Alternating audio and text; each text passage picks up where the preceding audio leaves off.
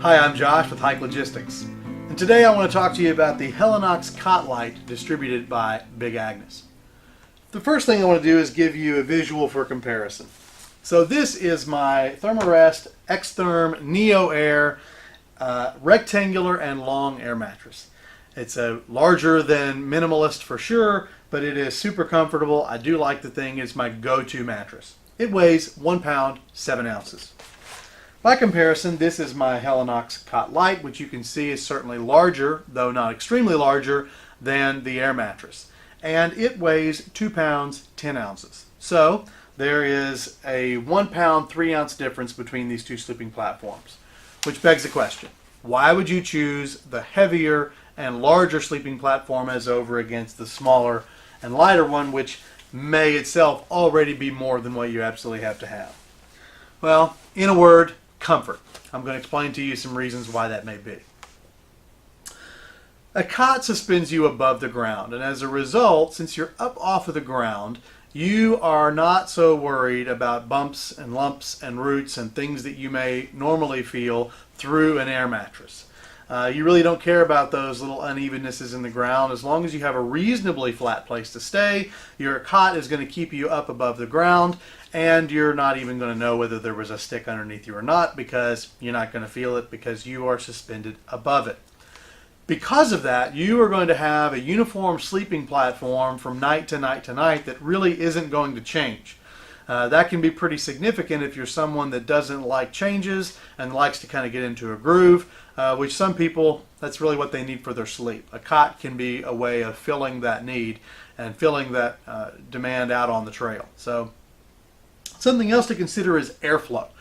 So air mattresses, even uninsulated air mattresses, create a cell of static air that is beneath you, which throughout the night will eventually capture your body heat and keep you warm on the backside, which in the winter is exactly what you want. However, in the summer, it is exactly what you don't want. If you ever laid awake when it is 85 degrees outside trying to get some shut-eye, you know just how aggravating and painful that can be.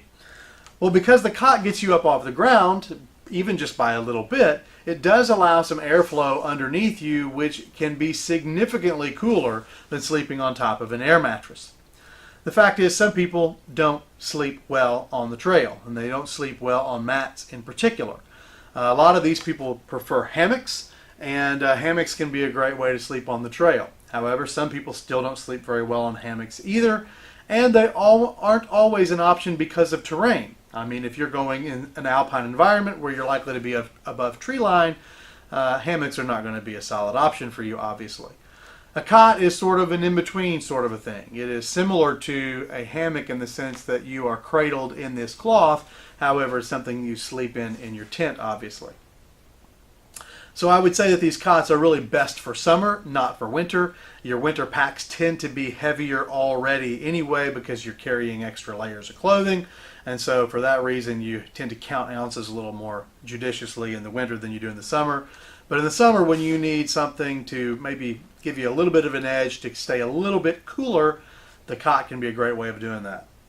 Now I'm going to break into this thing and open it up, and I'm going to speed up portions of this video and just kind of show you how it's done, but you needn't stick around for the entire time. You can speed it up a little bit.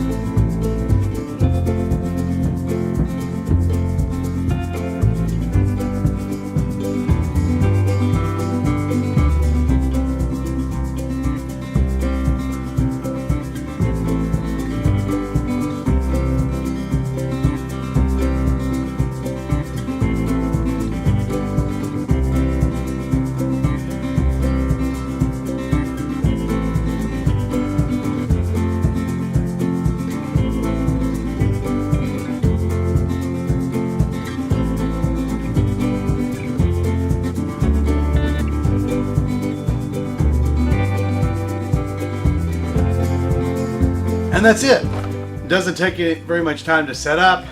If you can see, I didn't really hurry through that. I mean, it looks like I did, but really didn't hurry through that. It just takes a couple minutes to set this thing up. And this is what you get. Super light, super robust, very strong. I've never felt unstable on this. It's really surprising how stable and how strong this thing really, truly is. So, gripes about the thing. Really, the only gripe I have about the thing is the lettering comes off. As you can see, mine no longer says Helinox, which is a testament to the fact that it has been used.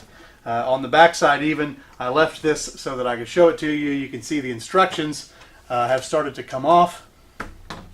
And where the instructions have started to come off, that just means you're going to end up with lettering inside your tent, which is a little bit annoying. Has nothing at all to do with the function of the cot, which is why I heartily endorse this thing, give it a 5 out of 5.